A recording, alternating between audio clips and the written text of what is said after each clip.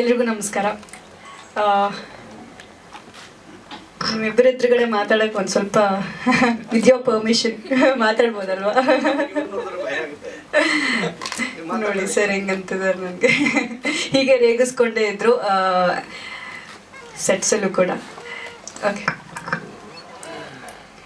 ಮೊದಲೇದಾಗಿ ನಾನು ಒಂದು ಶೂಟ್ ಮುಗಿಸ್ಕೊಂಡು ಬಂದಿರೋದ್ರಿಂದ ಸ್ವಲ್ಪ ತಡ ಆಗಿದೆ. ಎಲ್ಲ ಮಾಧ್ಯಮ ಮಿತ್ರರಿಗೂ ಒಂದು ಅಪಾಲಜಿ ಕೇಳಕ್ಕೆ ಇಷ್ಟಪಡ್ತೀನಿ. ಅಪ್ಪ ಐ ಲವ್ ಯು 2017 ಚೌಕ ಸಿನಿಮಾ ರಿಲೀಸ್ ಆದಾಗ ನನ್ನ ಸಾಂಗ್ ಅಪ್ಪ ಐ ಲವ್ ಯು ತುಂಬ ಒಳ್ಳೆ ಹೆಸರು ನನಗೆ ತಂದುಕೊಡ್ತು. ಇದು ಯಾಕೋ ನಂಗೆ ಸೆಕೆಂಡ್ ಇನ್ನಿಂಗ್ಸ್ ಅಂತ ಅನ್ನಿಸ್ತಾ ಇದೆ.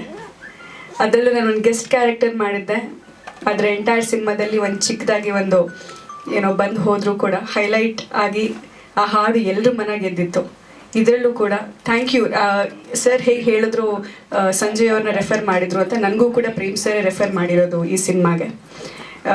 ಆ ಸಮಯದಲ್ಲಿ ನನಗಿನ್ನೂ ನೆನಪಿದೆ. ಅವರು ಶೂಟಿಂಗ್ ಡೇಟ್ಸ್ ಹೇಳಬೇಕಾದ್ರೆ ನನ್ನದು ಲೆಫ್ಟ್ ಹ್ಯಾಂಡಲ್ಲಿ ಬಿಸಿ ಬಿಸಿ ಚಾಯ್ ಬಿದ್ದುಬಿಟ್ಟು ಫುಲ್ ಕೈಯೆಲ್ಲ ಸುಟ್ಟು ಹೋಗಿಬಿಟ್ಟಿತ್ತು ನನಗೆ. ನಮ್ಮ ತಾಯಿ ಅಡ್ಮಿಟ್ ಆಗಿದ್ರು. ನಾನು ಅವರಿಗೆ ಟೀ ತೊಗೊಂಡು ಹೋಗ್ತಾ ಇದ್ದೆ. ನನ್ನ ಒಂದು ಕೈಲಿ ಐಪ್ಯಾಡ್ ಇತ್ತು, ಇನ್ನೊಂದು ಕೈಲಿ ಬ್ಯಾಗ್ಸ್ ಇತ್ತು. ಅದ್ರ ಮೇಲೆ ಬಿಸಿ ಬಿಸಿ ಟೀನ ಬ್ಯಾಲೆನ್ಸ್ ಮಾಡ್ಕೊಂಡು ತೊಗೊಂಡು ಹೋಗ್ತಾ ಇದ್ದೆ. ನನ್ನ ಐಪ್ಯಾಡಿಂದ ಜಾರಿ ನನ್ನ ಕೈ ಮೇಲೆ ಬಿದ್ದು ಫುಲ್ ಕೈಯೆಲ್ಲ ಸುಟ್ಟು ಹೋಗಿತ್ತು. ಶೂಟಿಗೆ ಒಪ್ಕೊಂಡಿದ್ದೀನಿ. ಪಾಪ ಅವರೆಲ್ಲ ಅರೇಂಜ್ ಮಾಡಿದ್ದಾರೆ. ಈ ಟೈಮಲ್ಲಿ ನಾನು ಈ ಥರ ಹೇಳಿದ್ರೆ ಹೇಗಿರುತ್ತೆ ಅಂತ.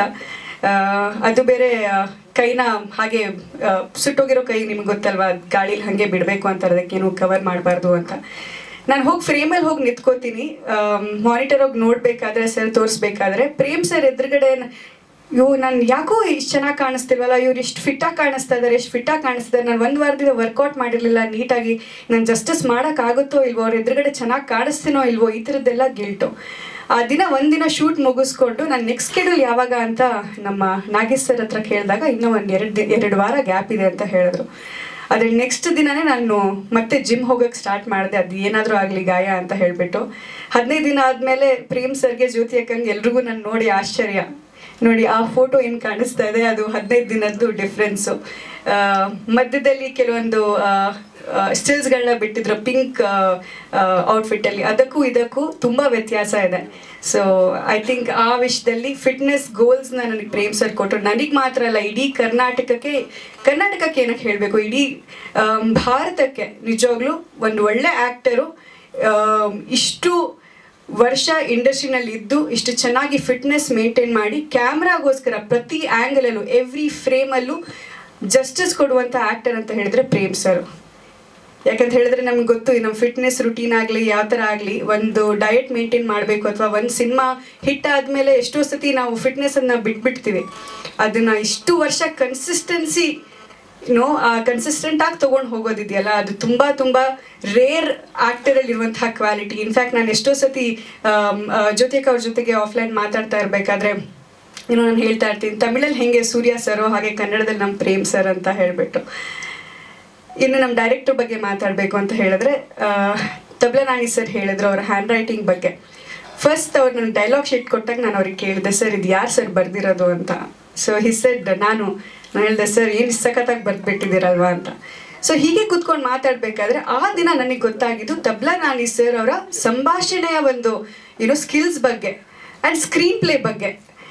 ನಾನು ಅವ್ರನ್ನ ಯಾವತ್ತೂ ನಟರಾಗಿ ನಾನು ಒಂದು ಸ್ಕ್ರೀನ್ ಮೇಲೆ ನೋಡಿದೆ ಹೊರತು ಅವರ ಒಂದು ಸ್ಕ್ರೀನ್ ಪ್ಲೇ ನಲ್ಲಿರುವಂತಹ ಅವ್ರ ಟ್ಯಾಲೆಂಟ್ ಬಗ್ಗೆ ಅಥವಾ ಅವರು ಇಷ್ಟು ವರ್ಷ ಸ್ಕ್ರೀನ್ ಹಿಂದೆನೂ ಕೆಲಸ ಮಾಡಿದ್ದಾರೆ ಅಂತ ನನಗೆ ಆ್ಯಸ್ ಅನ್ ಆ್ಯಕ್ಟರ್ ನಮಗೂ ಗೊತ್ತಿರಲಿಲ್ಲ.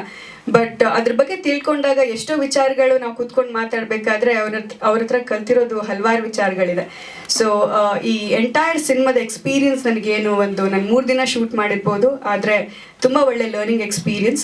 ಎಷ್ಟೋ ಹೊಸ ವಿಚಾರಗಳು ನನಗೆ ತಿಳಿಯೋಕ್ಕೆ ಸಿಕ್ತು. ಲಾಸ್ಟ್ ಇಯರ್ ಇದೇ ಸಮಯದಲ್ಲಿ 12-13 ಈ ನನ್ನ ಏಪ್ರಿಲ್ 13 ನನ್ನ ಬರ್ಡೇ.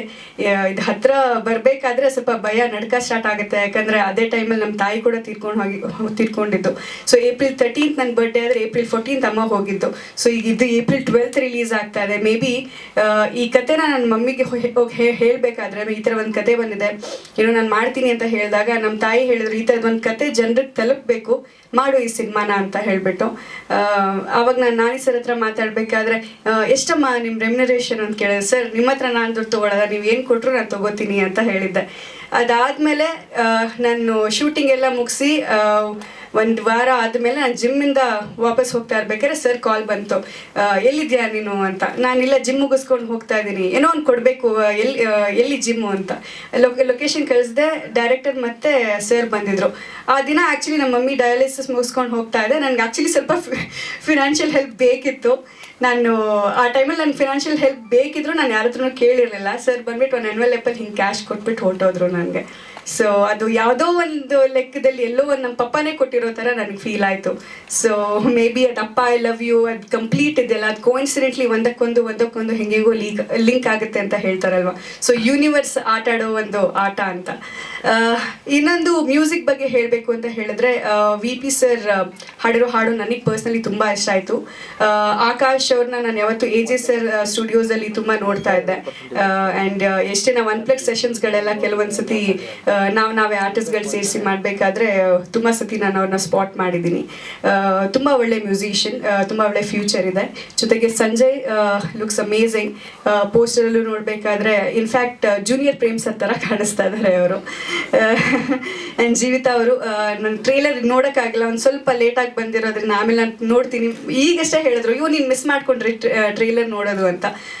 ಮತ್ತೆ ನೋಡಬೇಕು ನನಗೆ. ಥ್ಯಾಂಕ್ ಯು, ಇವತ್ತು ನನಗೆ ಕರೆದು ಒಂದು ಒಳ್ಳೆ ಆಪರ್ಚುನಿಟಿ ಕೊಟ್ಟು ನಿಮ್ಮ ಜೊತೆ ಎಲ್ಲ ಮತ್ತೆ ಇಂಟ್ರ್ಯಾಕ್ಟ್ ಮಾಡೋಕ್ಕೆ ಒಂದು ಅವಕಾಶ ಕೊಟ್ಟಿರೋದಕ್ಕೆ ತುಂಬ ಥ್ಯಾಂಕ್ ಯು. ಕನ್ನಡ ಸಿನಿಮಾಗಳು ತುಂಬ ಚೆನ್ನಾಗಿ ಥಿಯೇಟ್ರಲ್ಲಿ ಹೋಗಬೇಕು. ಯಾಕೆಂದರೆ ಎಲ್ಲ ಪ್ಯಾನೆಲ್ ಡಿಸ್ಕಷನ್ಗಳಲ್ಲೂ, ಆನ್ಲೈನ್ ಆಗುವಂಥ ಎಲ್ಲ ಡಿಸ್ಕಷನ್ಗಳಲ್ಲೂ ಮಾತಾಡೋದೊಂದೇ, ಒ ಟಿ ಟಿನಲ್ಲಿ ನಮಗೆ ಸಿಗಬೇಕಾಗಿರುವಂತಹ ಮನ್ನಣೆ ಸಿಗ್ತಾ ಇಲ್ಲ. ಎಲ್ಲ ಸಿನಿಮಾಗಳು ಪೇಪರ್ ವ್ಯೂ ಅಲ್ಲಿದೆ ಅಂತ ಹೇಳಿಬಿಟ್ಟು. ಸೊ ಯಾಕೆ ಪೇಪರ್ ವ್ಯೂಗೆ ಹೋಗುತ್ತೆ ಒಂದು ಸಿನಿಮಾ, ಯಾಕೆ ನಮ್ಮ ಇಂಡಸ್ಟ್ರಿಯಲ್ಲಿ ಬರ್ತಿರುವಂಥ ಸಿನಿಮಾಗಳು ಎಷ್ಟೋ ಪ್ಲ್ಯಾಟ್ಫಾರ್ಮ್ಗಳಲ್ಲಿ ಯಾಕೆ ತಗೋತಾ ಇಲ್ಲ, ಅದು ಯಾಕೆ ಥಿಯೇಟ್ರಲ್ಲಿ ಸಿನಿಮಾ ಹಿಟ್ಟಾದರೆ ಮಾತ್ರ ಒ ಟಿ ಟಿನಲ್ಲಿ ಒಂದು ಪ್ಲ್ಯಾಟ್ಫಾರ್ಮ್ ಕೊಡ್ತೀವಿ ಅನ್ನೋ ಥರದ್ದಾಗಿದೆ. ಸೊ ಇವೆಲ್ಲ ಡಿಬೇಟೇಬಲ್ ಆಗಿರೋದು.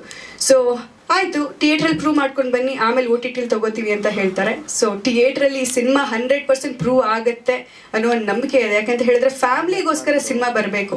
ಈಗ ಮೊನ್ನೆ ದರ್ಶನ್ ಸರ್ ಸಿನಿಮಾ ಕಾಟೇರ ಯಾವ ಥರ ಫ್ಯಾಮ್ಲಿನ ಕ್ಯಾಪ್ಟಿವೇಟ್ ಮಾಡ್ತು, ಯಾವ ಥರ ಪ್ರಮೋಷನ್ ಮಾಡಿದ್ರು. ಸಿನಿಮಾ ಗೆದ್ದು ಆದಮೇಲೂ ಅವ್ರು ಪ್ರಮೋಷನ್ ನಿಲ್ಲಿಸಲಿಲ್ಲ. ಪ್ರತಿ ಹಳ್ಳಿಗಳಿಗೂ ಹೋಗಿ ಪ್ರೋಗ್ರಾಮ್ಗಳು ಮಾಡಿದ್ರು. ಅಂದರೆ ಸಿನಿಮಾ ಗೆಲ್ತು ಅಂತ ಹೇಳ್ಬಿಟ್ಟು ಅಲ್ಲೇ ನಿಲ್ಲಿಸಿದ್ರೆ ಸೊ ಅಲ್ಲಿ ಒಂದು ಸ್ಯಾಚುರೇಷನ್ ಪಾಯಿಂಟ್ ರೀಚ್ ಆದಂಗೆ ಆಗುತ್ತೆ. ಯಾವಾಗ ಸಿನಿಮಾ ಗೆದ್ದು ಆದಮೇಲೂ ಪ್ರಮೋಷನ್ ಅಂತ ಮಾಡ್ತೀವಲ್ವ, ಆವಾಗ ಮೊದಲಿನ ಥರ ಯಾವಾಗ 100 ದಿನ ಹೋಗ್ತಾ ಇತ್ತು ಸಿನಿಮಾ, 150 ದಿನ ಹೋಗ್ತಾ ಇತ್ತು, ಆ ಕಾಲ ಮತ್ತೆ ಬರಲಿ. ಸಿಂಗಲ್ ಸ್ಕ್ರೀನ್ ಥಿಯೇಟರಲ್ಲಿ ಜನ ತುಂಬಬೇಕು. ಸೆಕೆಂಡ್, ಅದು ವೆರಿ ವ್ಯಾಲಿಡ್ ಪಾಯಿಂಟ್. ನಾನು ಸುನಯನಾ ಸುರೇಶ್ ಅವ್ರ ಹತ್ರ ಒಂದ್ಸತಿ ಮಾತಾಡ್ತಾ ಇದ್ದೆ, ಅವರು ಇದೇ ಪಾಯಿಂಟ್ ಹೇಳಿದರು. ಇಫ್ ಐ ಮೇ ಆಸ್ಕ್, ಎಷ್ಟು ಜನ ಪ್ರಿಂಟ್ ಮೀಡಿಯಾದವ್ರು ಇದ್ದೀರಾ? I am really happy. ಯಾಕೆ ಅಂತ ಹೇಳಿದ್ರೆ ನಾನು ತುಂಬ ಓಲ್ಡ್ ಸ್ಕೂಲ್ ಜರ್ನಲಿಸಮ್ ಅಂತ ಬಂದಾಗ ಒಂದು ಸ್ವಲ್ಪ ನಂಗೆ ಪ್ರಿಂಟ್ ಮೀಡಿಯಾ ಅಂತ ಹೇಳಿದ್ರೆ ಒಂದು ಸ್ವಲ್ಪ ಜಾಸ್ತಿ ಅಫಿಲಿಯೇಷನ್. ನಮ್ಮ ಪ್ರಿಂಟ್ ಮೀಡಿಯಾ ಉಳಿಬೇಕು, ಅದೊಂದು ಆಸೆ. ನಮ್ಮ ಸಿಂಗಲ್ ಸ್ಕ್ರೀನ್ ಥಿಯೇಟ್ರ್ ಹೆಂಗೆ ಉಳಿಬೇಕೋ ಅದೇ ಥರ ಪ್ರಿಂಟ್ ಮೀಡಿಯಾನೂ ಉಳಿಬೇಕು. ಮಾಸ್ಟರ್ಸ್ ಮಾಡಿದ್ದೀನಿ ಜರ್ನಲಿಸಮಲ್ಲಿ. ಸೊ ನಮಗೂ ಬೇಸಿಕ್ಸೇ ನಮಗೆ print media. So thank you so much.